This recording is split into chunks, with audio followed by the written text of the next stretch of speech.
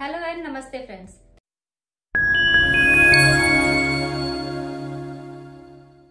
Job है, आपको अपनी हेल्थ का, बच्चों की हेल्थ का, बच्चों की स्टडी का, घर का मैनेजमेंट, ये सब भी देखना है। आपको अपने लिए और अपने पैशन के लिए टाइम निकालना है।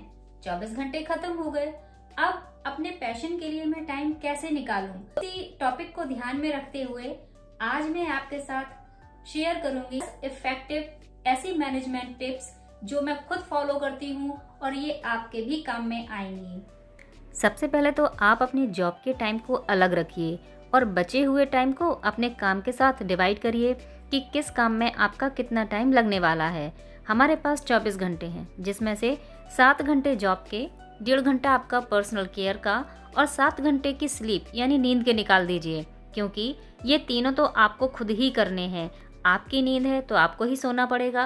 पर्सनल काम, नहाना, रेडी होना, पूजा करना, ये भी आपको ही करना है। और जॉब आपकी है तो आपको ही जाना पड़ेगा। और इन सब काम में आपके चले जाते हैं यहाँ पर 15.5 घंटे। अब आपके पास जो टाइम है 8.5 घंटे का, तो उसी में आपको कुकिंग, क्लीनिंग, घर, बच्चे, बर्तन, शॉपिंग, मार्केट, ग्रॉसरी, ये सब आपको उसी में देखना है। इनको मैनेज करना है, जो कि हम सबको नेक्स्ट टू इम्पॉसिबल नज़र आता है। लेकिन अगर आप अपने काम का टाइम टेबल बनाते हैं और उसके अकॉर्डिंग घर, बच्चे और सारी जिम्मेदारियों को मैनेज करते हैं तो आप बिल्कुल मैनेज कर पाएंगे। तो इन सब कामों को ठीक से परफॉर्म करने के लिए, ठीक से करने के लिए हमें ध्यान रखनी होगी कुछ ज़रूरी बातें, जैसे मल्टीटास्कर बनना। असल में हम सब मोनोटास्कर हैं, मतलब हम एक समय में एक ही काम पर ध्यान दे सकते हैं, क्योंकि हमारा ब्रेन ऐसे ही डिजाइंड है। लेकिन हम अपने एक काम के साथ दूसरे उस काम को शामिल कर सकते हैं जो एक काम दूसरे काम को प्रभावित ना करे। जैसे अगर हम कुकिंग कर रहे हैं तो इसमें हम अपना सेल्फ केयर ऐड कर सकते हैं। जैसे कुकिंग या क्लीनिंग के टाइम पर हम हेयर मास्क लगा सकते हैं या हेयर ऑयलिंग कर सकते हैं, और ये काम करके हम अपनी कुकिंग या क्लीनिंग भी करते रहेंगे, जो हमारे काम को बिल्कुल भी अफेक्ट नहीं करेगी। तो कुकिंग के साथ साथ, क्लीनिंग के साथ साथ हमारा सेल्फ केयर भी यहाँ पर हो रहा है, जिसमें हम अपने लिए टाइम निकाल पा रहे हैं।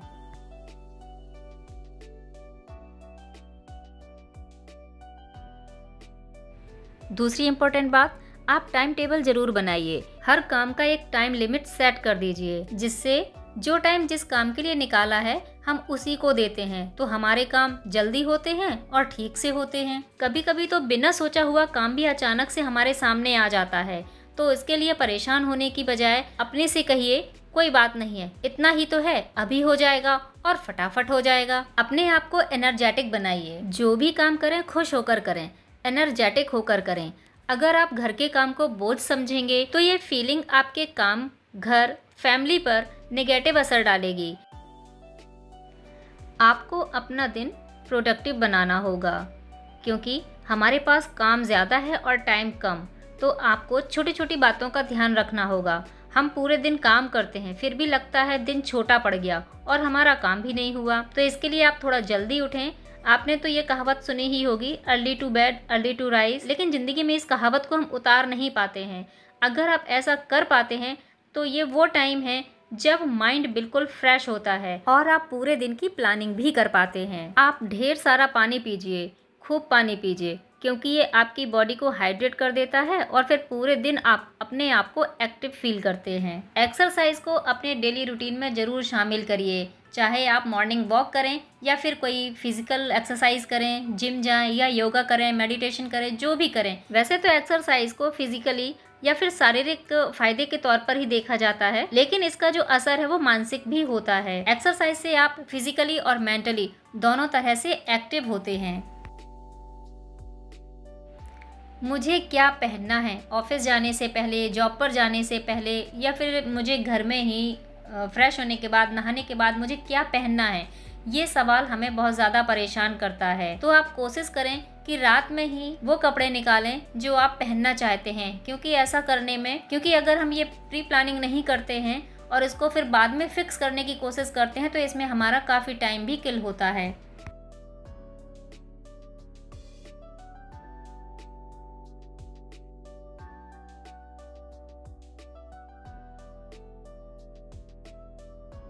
और सबसे इम्पोर्टेंट बात, आप अपना टाइम वेस्ट बिल्कुल भी मत करें, क्योंकि हमारे पास इतना टाइम ही नहीं है कि उसे बर्बाद किया जाए।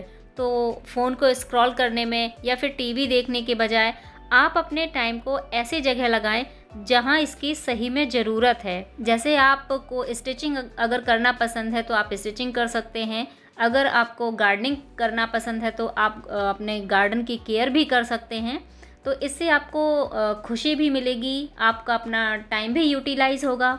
और एक बहुत ही इम्पोर्टेंट बात, अपनी आप एक टू डू लिस्ट ज़रूर बनाइए जिसमें आप अपने घर के बाहर के सारे कामों को लिस्ट कर सकें कि आपको कौन सा काम किस दिन करना है, वीक में करना है। तो आप उनको डे वाइज या वीकली या मंथली जैसे भी आप डिवाइड करना चाहें, जैसे भी उसको करना चाहें आप कर सकते हैं। शुरू में तो आपको ये कागज़ के टुकड़ों की ज़रूरत पड़ेगी जिसमें आप अपना टाइम टेबल बनाएंगे या फिर जिसमें आप अपना टू डू लिस्ट बनाएंगे। लेकिन फिर एक दिन ऐसा भी आएगा जब आपको खुद से याद रहेगा कि कब कौन सा काम करना है। तब आपको काम ढूंढना नहीं पड़ेगा, बल्कि काम पड़ा हुआ है ये सोचकर आप खुद ही अपने काम के पास ऑटोमेटिक पहुंच जाएंगे। तो फ्रेंड्स, ये थी टाइम मैनेजमेंट को लेकर के कुछ इफेक्टिव टिप्स। आई होप आपको जरूर पसंद आई होंगी। अगर पसंद आती है तो लाइक, शेयर और सब्सक्राइब करना तो बनता है। तो जल्दी ही मिलते हैं नेक्स्ट वीडियो में ऐसे ही इंटरेस्टिंग वीडियो के साथ में। टिल देन बाय बाय, खुश रहिए, मस्त रहिए।